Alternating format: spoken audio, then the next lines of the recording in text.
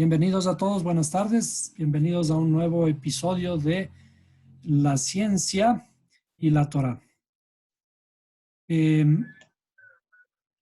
La meditación hebrea es un tipo de meditación que tiene que ver con el alcanzar un estado de conciencia de nuestras facultades internas, las facultades intelectuales y las facultades emocionales de interioridad. Alcanzar ese estado de conciencia, tenemos que utilizar ciertas herramientas, las herramientas que nos ayudan a fortalecer nuestra interioridad. Al inicio, la Torá menciona que la tierra estaba desordenada y vacía.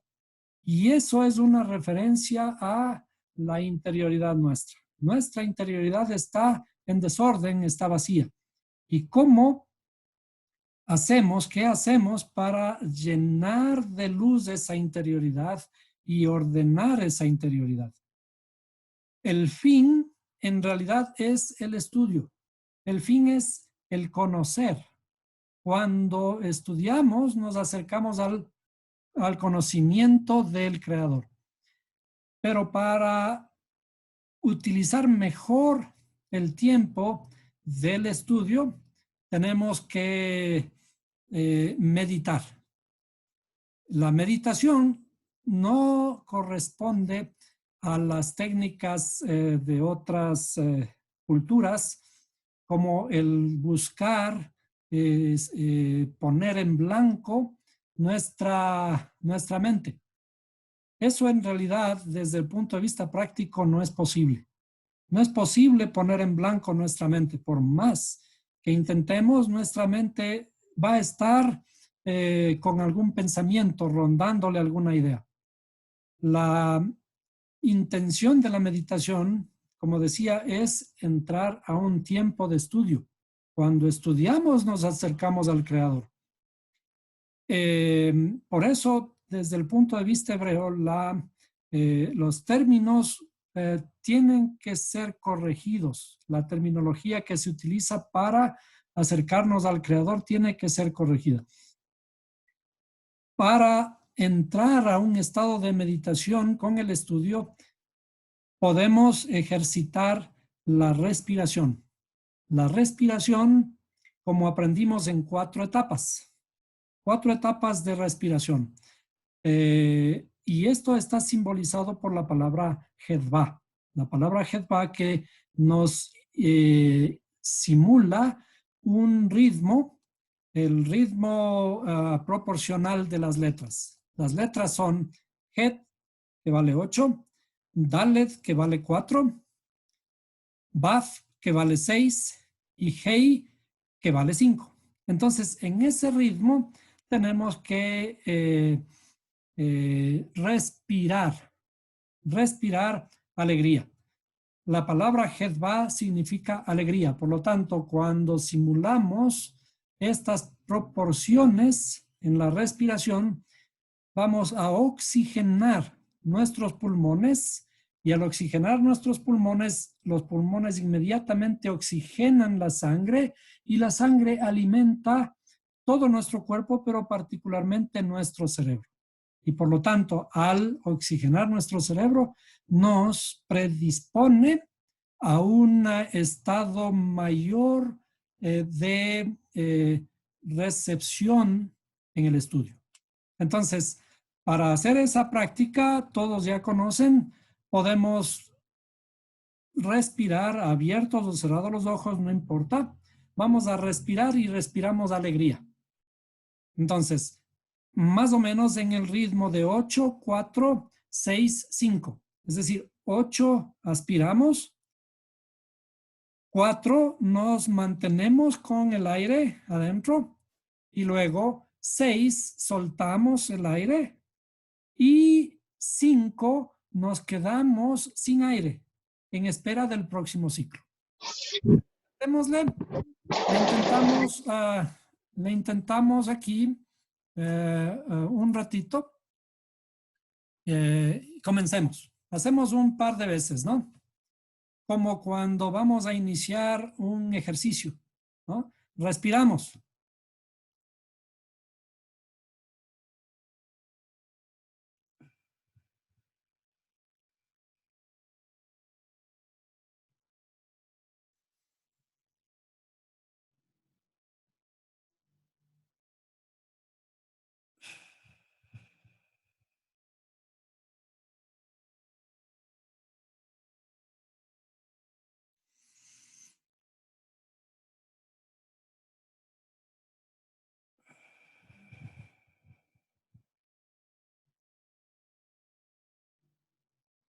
Está bien.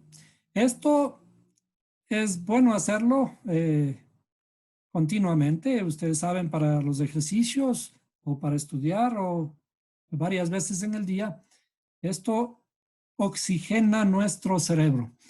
Eh, yo no impulso el, la oración en la forma en que la conocemos nosotros, que iniciemos con una oración. La oración, desde el punto de vista que yo estoy insinuando aquí, la oración es un estado continuo. Es decir, no es que me tengo que en este momento conectar con el Creador. Con el Creador no hay que conectarse y después desconectarse. ¿Sí? La oración no es esa plegaria, el rezo, ¿sí? Que cerramos los ojos y nos conectamos con el Creador.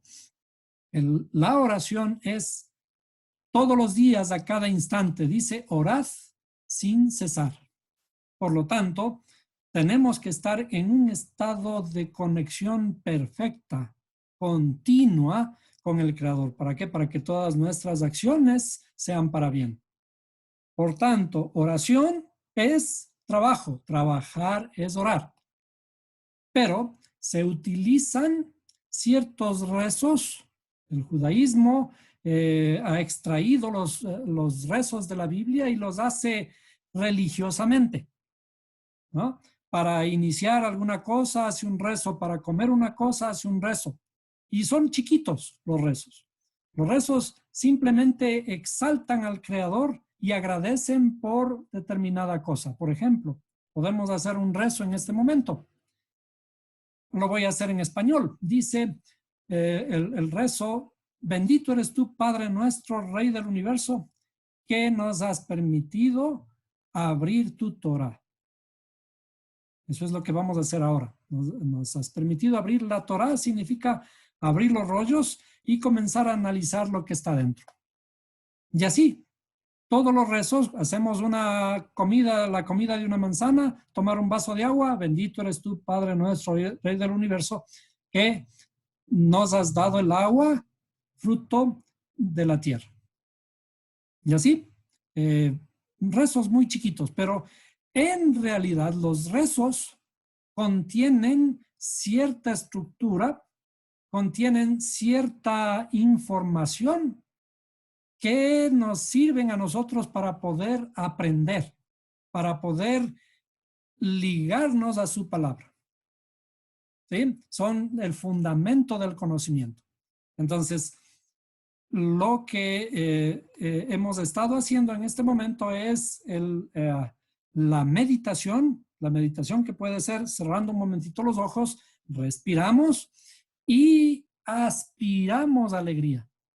Particularmente en este tiempo difícil, tenemos que aspirar alegría porque la única forma de mantenernos con las defensas buenas es respirando alegría, llevando alegría, positivismo a nuestra interioridad. Muy bien, ahora tengo un par de temas y voy a pedir a las personas que conocen el hebreo que me digan, que se pongan atentos a lo que voy a poner en este momento. Que alguien me diga qué está escrito ahora aquí. ¿Qué está escrita en esta frase, en estas dos palabras? Si alguien puede leer y expresar. Abracadabra, me parece que es. Sí, ¿Acerté o no? sí, perfecto. Ya, Tienes un premio. Tienes un lo premio. de robar. Veremos cómo te hacemos llegar el premio, ¿no? Bien, aquí dice abracadabra y ahora que estábamos haciendo una meditación, eh, hagamos el famoso abracadabra. Y entonces algunos me van a mirar con recelo y van a decir, ¿y ahora qué va a decir? ¿No es cierto? ¿Qué es el abracadabra? Cuando hemos escuchado abracadabra en las historias que nos han contado cuando éramos chiquitos, etcétera, ¿no? Siempre nos trataban de influenciar, de meternos miedo, porque decían por ahí un conjuro mágico para hacer tal o cual cosa, abracadabra, patas de cabra. ¿Y qué se trataba de hacer con eso? Como decía, influenciarnos, meternos miedo. Lo que hemos aprendido a lo largo de nuestros días en las religiones siempre ha sido el miedo. Nos vamos al infierno si hacemos tal o cual cosa, ¿cierto? Cuidado que hagas esto, esto y otro, porque Dios te castiga. Y con esa idea siempre de que tenemos que hacer el bien por miedo de no ser castigados. ¿Cuál debería ser nuestra verdadera intención cuando hacemos las cosas? ¿Tenemos que hacerlos por miedo o tenemos que hacerle por amor? ¿No es cierto? Las cosas tienen que hacerse por amor, porque es mejor hacer el bien, pero no por miedo de nada. En esta frase ha sido particularmente una de las frases utilizadas por la gente que quiere contar historias de miedo, ¿no es cierto? Abracadabra ha sido mal utilizada a lo largo de los siglos, eh, tomando esta frase del hebreo. ¿Por qué? Porque escuchaban a al pueblo hebreo, particularmente a los judíos, recitar esta frase. Entonces vamos a decir, perdón, yo voy a escribir aquí en español, ¿no?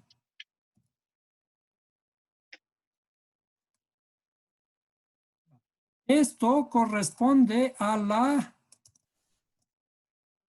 cada palabra. Acuérdense que el hebreo se escribe de derecha a izquierda, ¿no es cierto? Entonces la primera palabra, comenzando desde la derecha, Aleph, Aleph, Bet, Resh, ¿sí? Es Abra, Abra.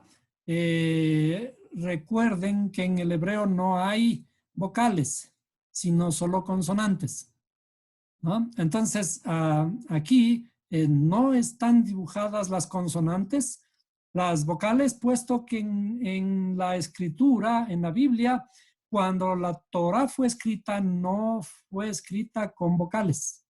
Fue escrita únicamente así, con las 32 letras consonantes del alfabeto hebreo. Entonces, abra, cadabra, entonces sería, esta es una letra Kuf, esto es una letra Dalet, esto es una letra Bet, esto es una letra Resh y esto es una letra Aleph. Como ustedes tienen en su poder las tablitas, el equivalente de las letras hebreas, vamos a darles los valores, ¿cierto? Los valores que corresponden a cada una de las letras. Y yo voy a comenzar desde aquí, por la facilidad de la escritura, ¿no es cierto? Voy a comenzar desde el final. Esta es una letra Aleph que vale 1. 1. Muy bien. 1. Es una letra Resh. Que vale 2. 200. Resh. 200, sí. Esta es 200. una letra Bet y esa sí vale 2. ¿Sí? Esta letra Bet vale 2 y esta letra Dalet vale 4 y esta letra Kuf vale 100. Otra vez. Tenemos otra letra Resh que vale 200. Otra letra 2. Bet que vale 2 y una letra Aleph que vale 1. ¿Cuánto suma? 203 es Abra. No, Y no, no, no, no. No, ¿dónde 203? Tenemos las 3. dos frases. 203. 203. ¿Ya? 203. Vamos a poner entonces aquí sería, aquí vale 300. 307. 307. ¿Está bien? Esto vale 307 y esto vale 203. ¿Cuánto suma? 510. Sumaría 510, ¿no es cierto? En la mitad le ponemos 510. Bien. Abracadabra es una palabra que vale 510. ¿Sí? Y decíamos que significa. No hemos dicho todavía qué significa. ¿Alguien recuerda el significado de abracadabra?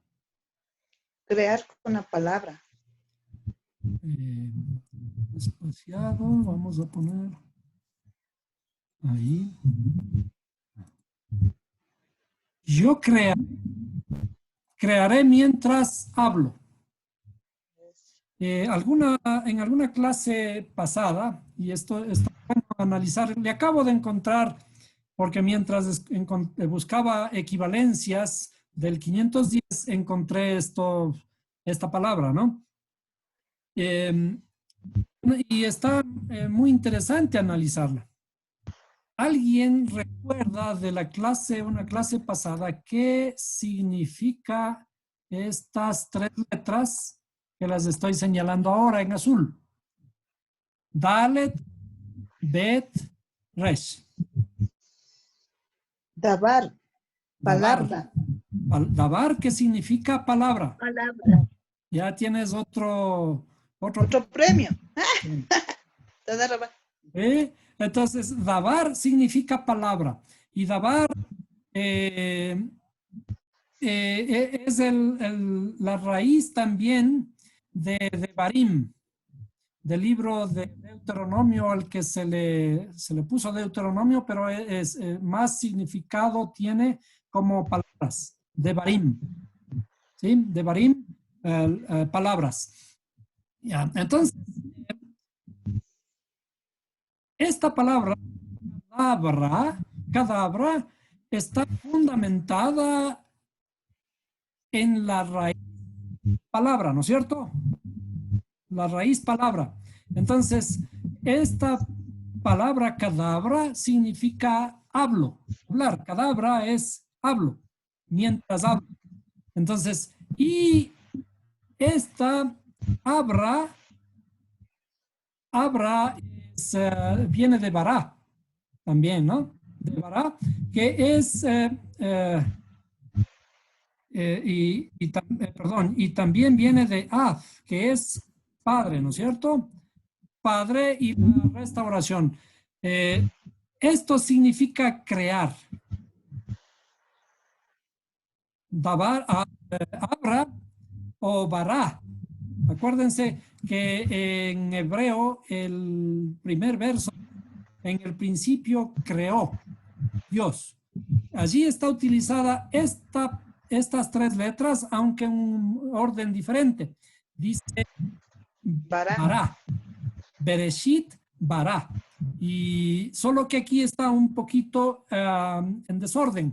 Y vamos a ver justamente cómo los significados En algunos casos se mantienen, otros cambian cierto significado cuando las palabras cambian.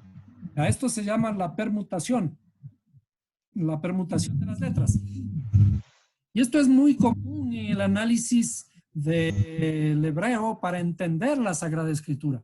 Las palabras están estrechamente relacionadas con sus letras, aunque se encuentren en desorden.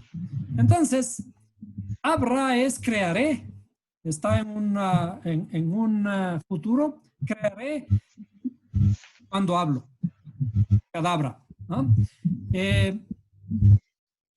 Este número, 510, el número 510, quisiera que por favor le mantengan, le vamos a poner en este color, le mantengan allí, porque vamos a mirar una equivalencia que estuvimos hablando pasada. En la clase pasada hablábamos de qué. ¿Cuál clase? La de ayer, la clase de ayer. La clase de ayer hablamos de los cantos, hablamos del canto y que dentro del canto encontramos toros.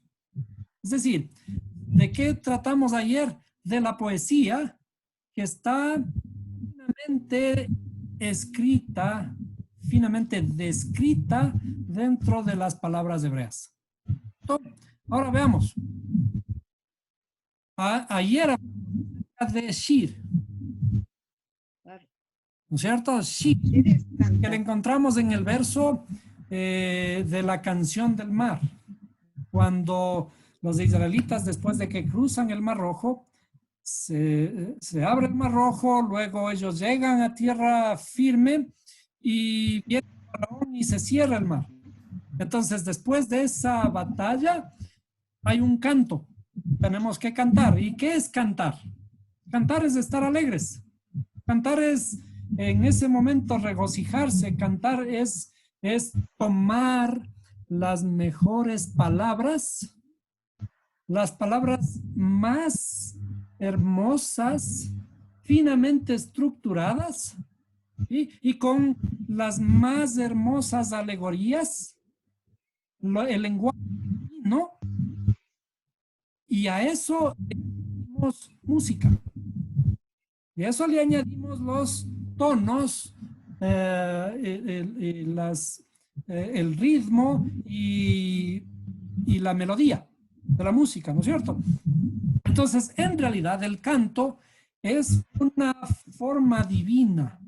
El canto es una expresión divina de la palabra. Voy a repetir. El canto, la canción, es una expresión divina de la palabra. Lo más hermoso. El arte, como tal, es la estructura más elevada del lenguaje. O debe ser, exceptuando las melodías modernas, que a veces no tienen sentido, ni pies ni cabeza, ¿no? Pero en general ha sido una costumbre de los artistas que se utilicen los mejores versos, las mejores palabras, las mejores imágenes del lenguaje con las más hermosas melodías. Entonces, cuando una canción pega profundo en el alma, es cuando las palabras las pude haber dicho yo. Las ideas que expresa las he sentido yo. Pero la forma en que están dichas son las más hermosas, las más finas composiciones, ¿sí? Y además son puestas o cantadas con las voces más hermosas. En los casos muy emotivos, por ejemplo, las voces más lastimeras, ¿no? O con los casos muy alegres, con las voces que motivan hacia la danza. Y de hecho, la canción, como vimos, está ligada a la danza en círculos, porque es en círculos en donde se expresa la alegría. Entonces, Shir, la canción, ¿cuál es la gematria de Shir? 510. 510. Igual que Abraham, ¿verdad? Que curiosamente coincide con lo que hemos estado hablando ahora. Y de hecho, es así como se estudia la Torah, ¿no?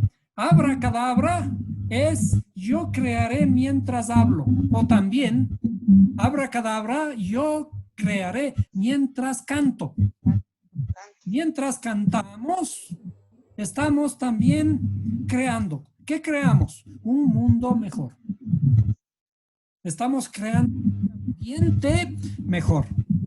Entonces, Shir, por ejemplo, hay una canción en hebreo que se llama Shir la Shalom, la canción de la paz, ¿no es cierto? Cuando cantamos, estamos poniendo en el mundo una semilla de alegría, una semilla de paz, una semilla de optimismo. Ahora, si a esta canción la añadimos una hey, que es la completitud. La palabra misma que está representada por la letra hey. Ustedes ven en las tablitas hebreas. La letra hey corresponde al pensamiento, habla, acción. Entonces, cuando a la canción le hacemos un poema, se completa en la palabra en Shirah. Shirah es un poema. De paso, si nosotros vemos la estructura de las letras, las raíces, aquí hay dos letras que son comunes a las palabras de abajo. La letra Shin y la letra Resh.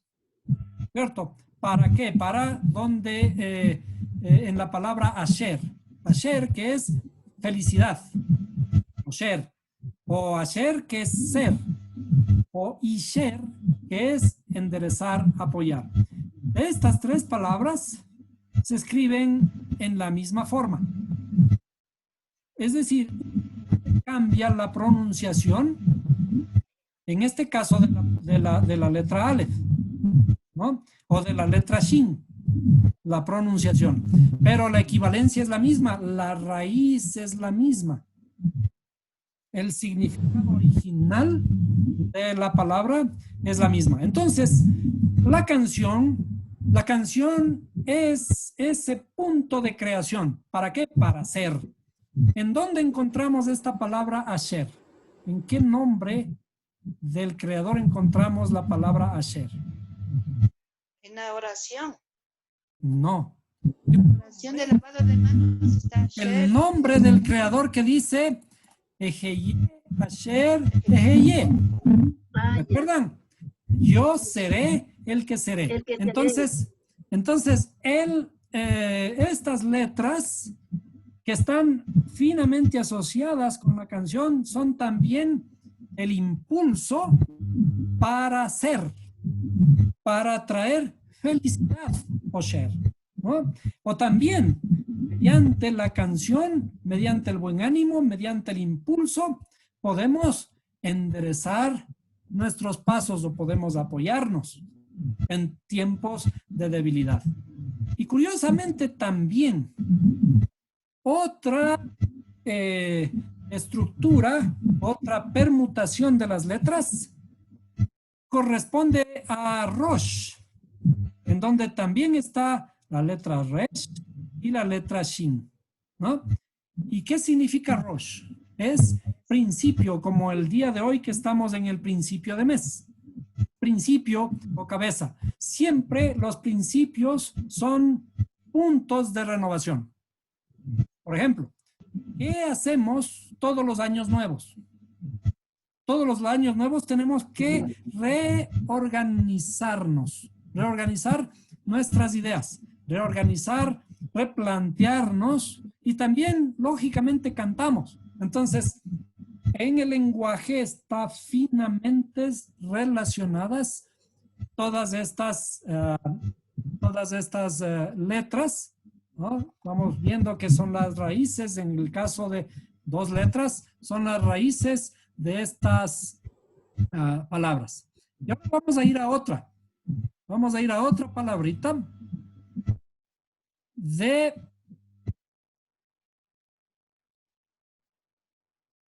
¿Recuerdan ustedes cómo se llamaba Sará antes de ser Sará? Saraí. Sará era Saraí, ¿no es cierto? Y justamente tiene las mismas letras de Shir, solo que están dos de ellas están invertidas, ¿no es cierto? Están invertidas. ¿Qué significa eso? ¿No? ¿Qué representa Saraí? Saraí representa esa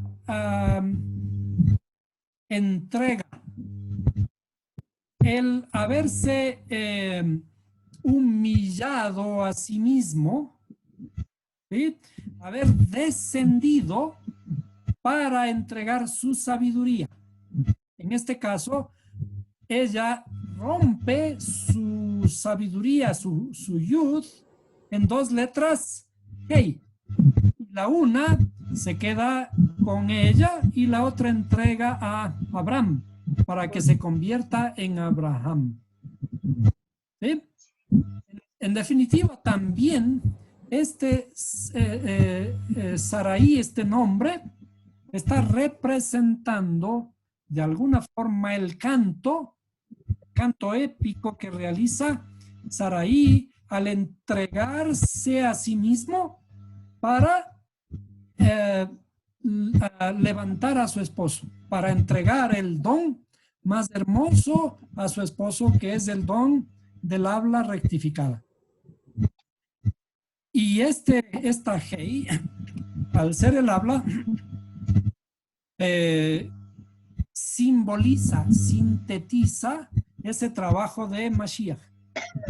Mashiach que dice, y vino y se humilló a sí mismo, ¿no? ¿Para qué? Para entregar, derramar su sabiduría en la tierra. En la tierra que tiene que regar es justamente aquí, en esta tierra.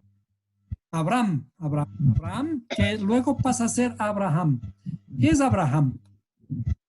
Abraham son los 248 miembros o los 248 huesos que son la estructura fundamental físicamente hablando, que representan nuestra estructura espiritual. Entonces, Saraí hace ese sacrificio en pos de que Abraham suba. Y todo esto ligado a lo que decíamos del canto, porque ¿cuánto vale Saraí? Saraí vale también 510. Lo que estábamos viendo acá, ¿no es cierto? El número 510. Bien. Entonces, sigamos con el tema. Y vamos a entrarnos un poquito. Bueno, una referencia que podríamos al paso revisar es cuando dice, porque 7 veces cae el justo, más 7 veces se vuelve a levantar, o simplemente y se vuelve a levantar. Eso está en Proverbios 24:16. ¿A qué se refiere eso? Se refiere a las 7 sefirot inferiores de nuestra alma, ¿no? Solo que está expresado en un gráfico ahora ahí. Bien, entonces vamos a hablar acerca de lo que habíamos mencionado el día de ayer. Estamos hablando acerca de el nuevo mes de Iyar. Iyar, y este nuevo mes está simbolizado por un toro, el Tauro, y por la letra Baf. En realidad son dos letras las que simbolizan este mes. Este mes está simbolizado por la letra Pei y la letra Baf. Tomaremos la letra Baf como el símbolo, y habíamos dicho el día de ayer que salimos de una festividad, la festividad de Pesaj, en la que se mata un corderito porque estamos dentro del mes de Aries, ¿no? Y el corderito simboliza al dios egipcio, a los egipcios que oprimen al pueblo de Israel. Pero esa Hei tiene que evolucionar, o ese corderito tiene que evolucionar, o el habla que necesitamos aprender a hablar apenas nacemos de Egipto, tiene que evolucionar. Primero, desde Egipto, en el mes anterior de Nisan, salimos con el pie derecho. Es decir, de acuerdo al libro Sefer Yetzirah, que es el libro de la creación, uno de los libros antiguos que se estudian como base para el entendimiento y poder descifrar las cosas que están escritas en la Torah. De acuerdo a este libro, el primer mes, el mes de Nisan, que corresponde a la letra Hei, también corresponde a una tribu. Es decir, los meses están asociados a una letra, están asociados a una tribu, están asociados a un masal, o lo que se conocería como suerte, que no es precisamente suerte, pero es como lo que rige en ese mes. También el sentido asociado a nuestro funcionamiento. También está asociado cada mes a un órgano controlador de nuestras funciones, y también tiene un color. En el mes de Nisan, el mes anterior que justo pasamos ayer, la letra era la letra Hei, la letra que vimos hace un momento, la letra roja. La tribu de Judá, el masal que corresponde al cordero, como que rige ese mes a un corderito. Y un poco explicamos a qué se refería. Luego, el sentido. ¿Cuál es el sentido del mes de Nisan? El sentido asociado a la letra Hei es el habla. Por eso es que la letra Hei también corresponde al pensamiento, el habla y la acción, el habla en general. El órgano controlador, que es el pie derecho. Entonces, ¿por qué el pie derecho? Cuando salimos de Egipto, en cierto sentido, tenemos que salir con el pie derecho. ¿Qué significa eso? Salir con el pie derecho. Es decir, que salgamos en la forma correcta. Ahora, el mes que acaba de iniciar, decíamos, corresponde a la letra Baf. A la tribu de Isahar. Isahar, ya vamos a ver las cualidades de la tribu de Isahar. El masal es el toro, o sea, el animalito, la idea que rige, la estructura que rige en este mes es el toro, y que en hebreo corresponde justamente a las letras que vimos ayer, Shor. Shor, que están escondidas en el canto del mar. Es decir, cuando Moisés cantó justamente después de cruzar el mar. El sentido del pensamiento. Entonces, cuando estamos en este proceso, estamos en búsqueda de transformar el habla y el pensamiento. El habla y el pensamiento. Luego el órgano controlador es el órgano, el riñón derecho. Y el color es el color amarillo, verde amarillo. Bueno, veamos qué ocurre con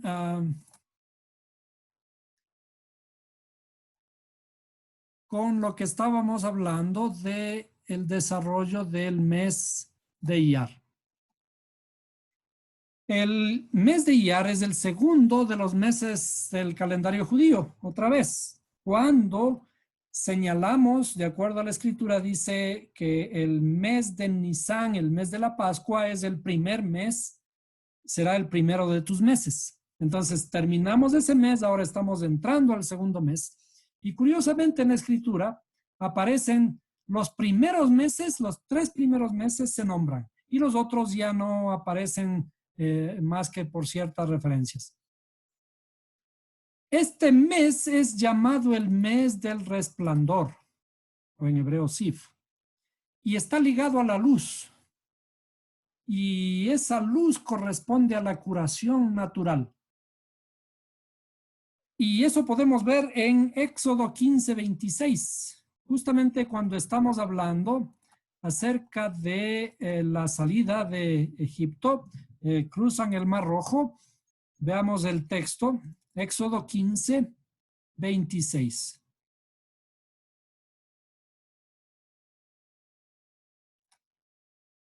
Y es un verso muy bonito, muchos lo interpretan como una promesa, ¿sí? Pero tenemos que entenderle en el correcto sentido, la promesa, ¿no? Y dijo, si escuchas atentamente la voz del Señor tu Dios y haces lo que es recto ante sus ojos y escuchas sus mandamientos y guardas todos sus estatutos, no te enviaré ninguna de las enfermedades que envié sobre los egipcios, ¿sí? Porque yo, el Señor, soy tu sanador. Vamos a poner la palabra hebrea aquí para entender un poquito el Señor, tu sanador. Lógicamente que en las Biblias, la mayor parte de las Biblias aparecen como Jehová. Pero es el nombre sublime, ¿no? Yud, Hei, Vav, Hei. El nombre sublime. Y cuando dice tu sanador, dice Rafa. Vamos a poner esta palabrita acá. Dice Rafa. Entonces sería, el nombre sería Yahweh Rafa. O Yud, Kei, Vav, Kei, Rafa.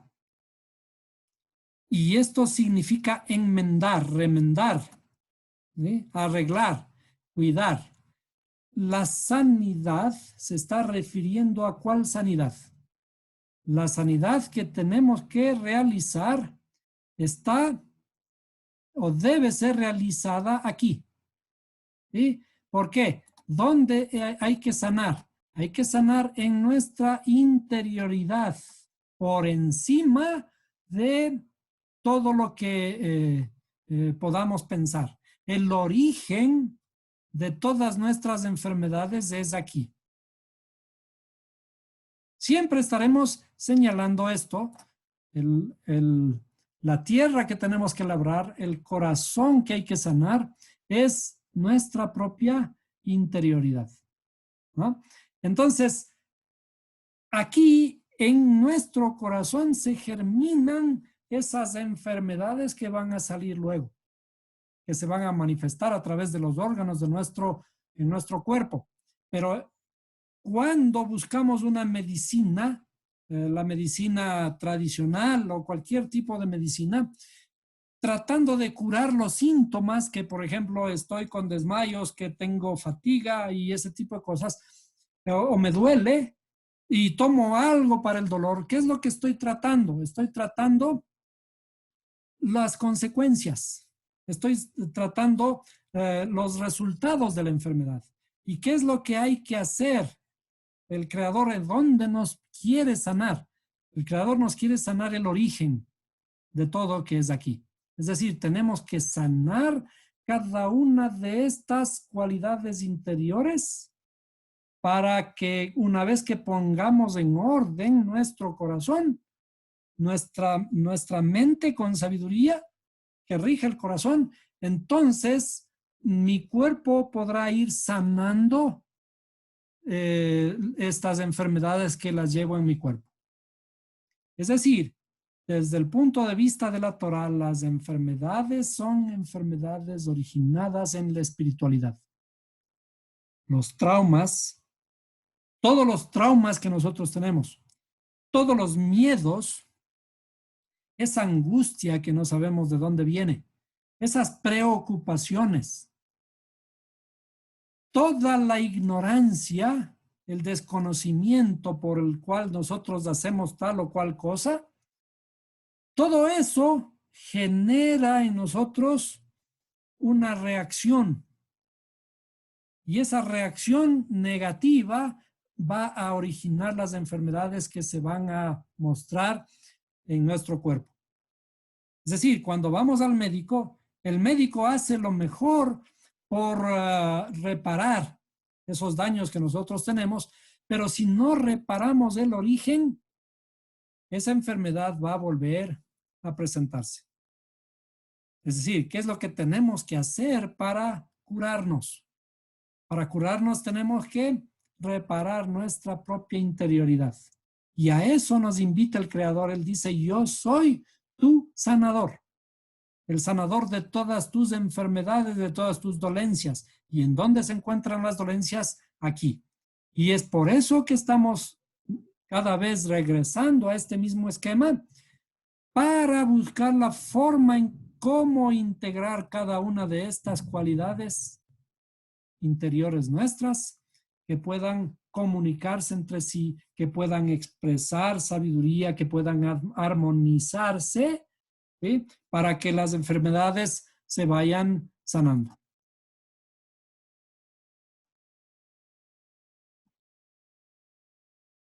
La letra Vav, como vimos, es un nexo.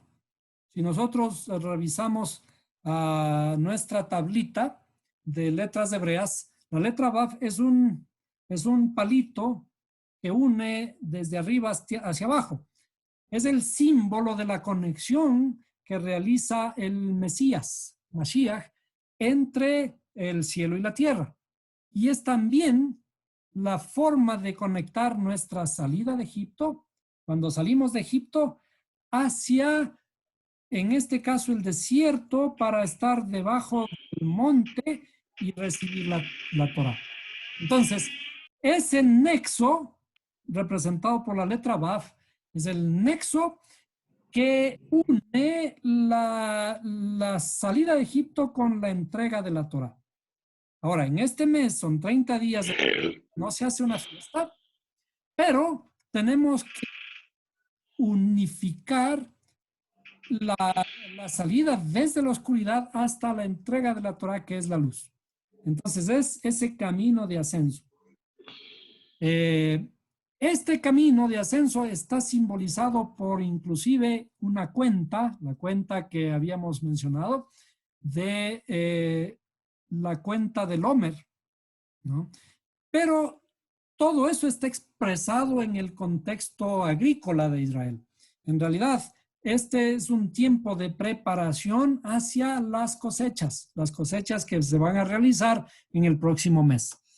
No es muy entendido por nosotros estos conceptos por dos razones, porque nosotros no somos agricultores y porque estos esquemas son más estructurados en el hemisferio norte, en donde se encuentra Israel, y es allí bajo ese esquema que fue escrita la Torah, en un contexto agrícola de ese hemisferio.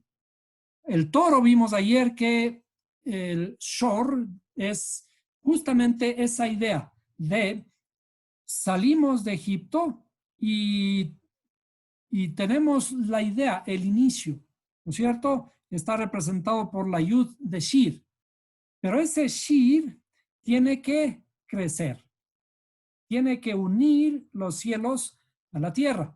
Y entonces la shir se convierte en un shor, que es un toro. Y el toro, cuando está siendo representado en la escritura, el toro, como vimos las palabras, está enlazado al concepto del canto. Por eso, cuando nosotros vemos en la escritura que los toros se tienen que ofrecer en el santuario, no está hablando de, como decía, esta comparación un poco absurda que realizo de que Dios no es un Dios argentino y que le gustan los barbecue, la carne asada, la carne de toro, de un animal grande, otro de un corderito, ni cosa por el estilo. Cuando utiliza la Torah esos términos, esas palabras, y comenzamos a ver en el hebreo los enlaces que hay, esa palabra toro está refiriéndose al sacrificio que nosotros realizamos, como ese sacrificio de alabanza. No se trata de sacrificar nada. Y en eso tenemos que estar conscientes porque muchas veces nos juzgan creyendo que nosotros nos acercamos al Nuevo Testamento y decimos la ley está vigente en el sentido de que tenemos que seguir haciendo lo que dice la ley. No tenemos que hacer lo que dice la ley por dos razones. No somos judíos. Y porque además, sería por tres razones, porque no está el templo. Y porque además no significan. Lo que significa es esa estrecha relación poética que existe entre la palabra, la definición, ¿sí? Que está ligado al canto. ¿Cómo transformamos nuestra interioridad? Cantando, siendo alegres. Así se disipan de a poco nuestros miedos, nuestras angustias. Transformamos la angustia en alegría. El mes de Iyar, además, es el mes en el que se considera simbólicamente que el hombre rectifica su alma animal. ¿Por qué? Porque cuando estábamos en Egipto, recién nacemos. Y al nacer, ese nacimiento implica de que estamos en un proceso evolutivo y ese proceso evolutivo implica que todavía dependemos de nuestra naturaleza animal. Y de a poco tenemos que ir refinando estos rasgos de carácter innatos que tenemos a través de inclusive esta cuenta del Homer, día a día que tenemos que ir estudiando, aprendiendo durante 49 días. La raíz gramatical de la palabra toro, en hebreo shor, también significa observar, mirar, observar. Por lo tanto, este mes es el mes de la introspección en busca de la autosuperación. Y eso es lo que se realiza, como dijimos, en el estudio cada noche. El estudio de cada noche, que de alguna forma lo estamos haciendo aquí en las clases todos los días, aunque un poquito salidos del tema, pero estamos reflexionando, haciendo una introspección, una búsqueda de la superación interna de cada uno, salir de nuestras limitaciones. ¿Qué es Isahar? Isahar, la tribu, es la tribu más erudita de Israel. El Sanedrín estaba integrado mayormente por esta tribu. Y en particular, Isahar fue el maestro del secreto del calendario judío. ¿Qué es el maestro del secreto? Es decir, conoce todos los detalles de la luna, de cuándo sale, del tiempo, cómo medir el tiempo. Y estos son los conocedores de estos detalles. Entonces, los de la tribu de Isahar, inclusive, como decíamos, estaban conectados con el Sanedrín. ¿Por qué? Porque son los primeros consejeros que tenían que decir cómo se deben hacer, cuándo se deben hacer las fiestas y esos detalles del tiempo. El sentido del pensamiento. El pensamiento, pensar implica autocontemplación. También significa el poder de calcular. como el asunto del calendario lunar, ¿no es cierto? Es el mes de contar. Es el mes de que tenemos que contar todos los días. Inclusive, ¿qué es contar? ¿Qué implica contar? Contar es relatar. ¿Por qué? Porque empleamos nuestra cualidad, uno de los más grandes dones del ser humano, que es hablar. Cuando contamos, estamos relatando historias. Y por ejemplo, ahora estamos volviendo a relatar la misma historia que se repite año tras año, año tras año. ¿Para qué sirve el relatar? Para no olvidarnos. Pero además, contar significa números. Yo cuento, ¿no es cierto? Contar es matemáticas. ¿Y qué hacemos con la cuenta del Homer? En la cuenta del Homer tenemos que ir contando el primer día un granito, el segundo día 2 granitos, el tercer día 3 granitos, y así vamos acumulando la cuenta hasta llegar a un número final de los 49 días. ¿Alguien quisiera que para el final de esta charla ya me tenga el cálculo de lo que sería contar el Homer? ¿Cuánto equivale contar los 49 días del Homer sumando en forma triangular? El riñón derecho también se dice psicológicamente, los riñones son para dar consejo. El riñón derecho en realidad en forma particular se relaciona con el consejo espiritual que tenemos que dar. El ser árboles, ¿se acuerdan? Ser árboles para aconsejar. Los riñones actúan en una forma similar a la conciencia. ¿Sí? Y por ahí escuché que alguien decir que si pensamos únicamente que nuestro cerebro es el que piensa, estamos equivocados. También nuestro estómago, también nuestros órganos piensan. Y de hecho, si nos acercamos un poco más detalladamente a la funcionalidad de cada órgano, vamos a encontrar cierta estructura que nos ayuda a pensar. Y hay alguien que dice, por ejemplo, en la noche mis riñones me reprenden. O en la noche son cuando aparecen ideas que me juzgan. Y ayer vimos algo relacionado a la carroza. Hay tres tipos de toro. Encontramos en las letras hebreas del verso de la canción del mar que hay tres canciones y hay tres toros. ¿Sí? El primer toro, hay dos toros que bajan y hay un toro que sube.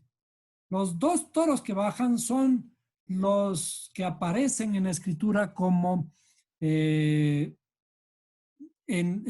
cierto verso de Deuteronomio, me parece, al final cuando Moisés bendice a las tribus, toma una bendición especial sobre la tribu de José, la tribu de Yosef, y le dice, es el toro primogénito, y ese toro primogénito es su esplendor. Una cosa un poco incomprensible, déjenme ver si lo puedo encontrar el verso en donde habla de el toro, en Deuteronomio 33, 17. Vamos a ver, Deuteronomio 33, 17. Deuteronomio 33 y 17. Vamos a poner una versión que pueda leerse.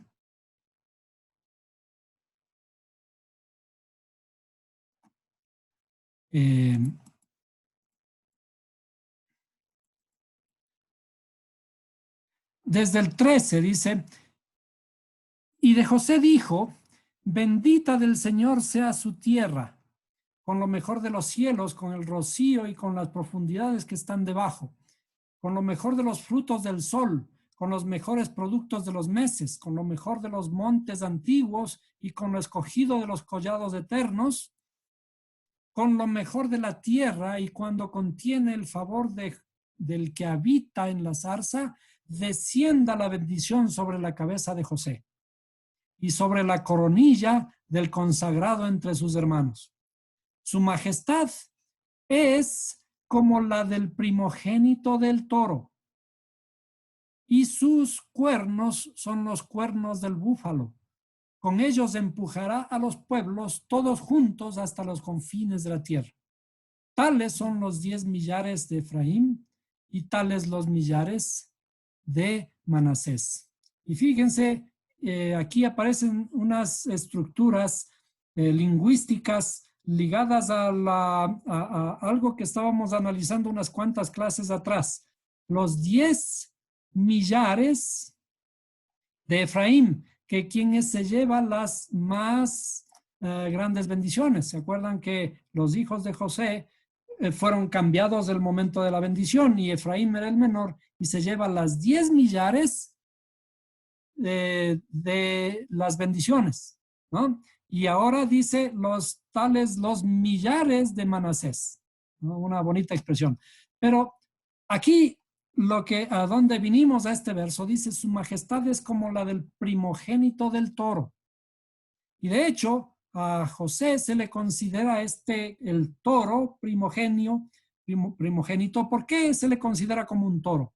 Porque no está hablando de un animal, está hablando de una simbología que está ligada ¿a qué? Y está ligada a la canción, a la alabanza. ¿Cuál es la función inclusive de Yosef? La función de Yosef es la revelación de Mashiach, ¿sí? La revelación inclusive de traer a Mashiach, la primera revelación de Mashiach. Yosef es el justo que se considera el fundamento del mundo. Y en realidad, desde la perspectiva cabalista, se le asocia a Atzilut, al mundo de la emanación, al mundo de antes de la creación. Un poco difícil de entender todavía para aquellos que ya conocen los términos, inclusive para ellos la explicación demanda un poco más de esfuerzo. Hay otro toro que aparece en la carroza mística del profeta Ezequiel, en hebreo Yehezkel, ¿no? Ese toro está asociado a la parte izquierda, habla del lado izquierdo. Si vamos a buscar la referencia en el libro de Ezequiel, habla del toro en la izquierda. Entonces, estos dos toros son los que descienden de arriba, pero hay un toro adicional, como vimos en el verso del canto, hay un toro adicional que corresponde al mundo de la acción. ¿Ah? El toro de la carroza de Ezequiel es el toro de la formación, el toro del mundo de la formación. El toro de José es el mundo de Atzilut, y el animal, el toro que corresponde a la acción, ¿sí? es el animal, la rectificación de David, el toro que inclusive corresponde a Mashiach, que es el hijo de David. Entonces,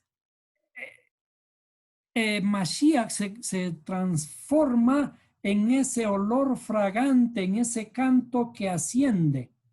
Estos dos que bajan, los dos primeros que bajan, y allí podríamos decir que todos estos corresponden a lo que dice en la escritura que se humilló a sí mismo. Estos dos cantos se tienen que humillar para luego el olor fragante del toro que tiene que ser sacrificado y que asciende hacia los cielos. Ese corresponde a Mashiach. Y esa es una figura de todo lo que corresponde a la hazaña que hace el Mesías, Mashiach, cuando hizo su trabajo aquí en la tierra. Esa redención realizada desde abajo vino a hacerse, como dice en la Escritura, hacerse carne, que significa desciende aquí a nuestro mundo de la acción, para crear un canto y elevarlo hacia los cielos. Eso está simbolizado por el sacrificio que tenía que ser realizado en el templo. Y vamos a ponerlo así, que tenía que ser realizado. Que lo que aparentemente nos cuenta la Escritura que se hacía en el templo. Entonces, ese símbolo, todo lo que fue aparentemente hecho antes en el Antiguo Testamento, se cumple con la venida del Mashiach. Él, cuando dice, Moisés habló de mí, Moshe habló de mí. ¿Por qué dice Moisés habló de mí? Si no vemos en la Escritura dónde es que Moisés hablaba de Mashiach, hablaba de Yeshua. Pero en todas sus palabras, en todas sus profecías, como en esta que nosotros estamos viendo, se van perfilando encantos que nosotros tenemos que entender desde la perspectiva poética. Porque si lo entendemos en la perspectiva literal, caemos siempre en problemas de la interpretación. Y vamos a fallar porque vamos a decir, pero es que aquí dice esta cosa y no concuerda con esta otra cosa de acá. Es decir, tenemos que lograr entender que la Torá es un canto. La Torá es un canto y un canto es un poema y un poema utiliza muchas figuras literarias, tiene mucha simbología y tiene muchísima información que nosotros tenemos que aprender a decodificar para encontrar la verdadera belleza, el verdadero equilibrio entre todos y cada uno de los libros, desde el Antiguo Testamento hasta el Nuevo Testamento. Si es que esto no concuerda, es porque no estamos entendiendo todavía la Escritura. Y por eso, cuando comenzamos a restaurar todas estas ideas mal interpretadas, que debido a esa oscuridad que tenía la gente del pasado, nos fueron metiendo cosas como lo que iniciamos en la clase cuando dijimos abracadabra. Abracadabra es una maldición, es un conjuro, es algo para hacer magia, pero no tiene nada que ver con esta forma de interpretación a la que estábamos acostumbrados. La verdadera interpretación es una interpretación espiritual de todos los escritos. ¿Qué significa espiritual? Divina, que es de arriba, no es de este mundo. Y por lo tanto, cuando utilizamos las herramientas divinas, las herramientas de la poesía, las herramientas del canto, las herramientas de las matemáticas, que son también herramientas simbólicas, y las herramientas del lenguaje. Entonces comenzamos a comprender la verdadera dimensión de la Escritura, lo que está escondido allí, cuando comenzamos a escarbar.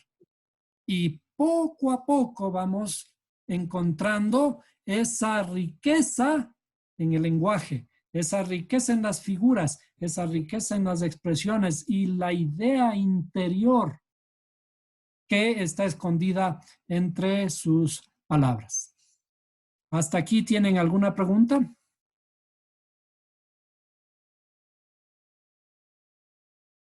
Si no tienen una pregunta, podemos dar por terminada esta fase y les esperamos nuevamente el día de mañana.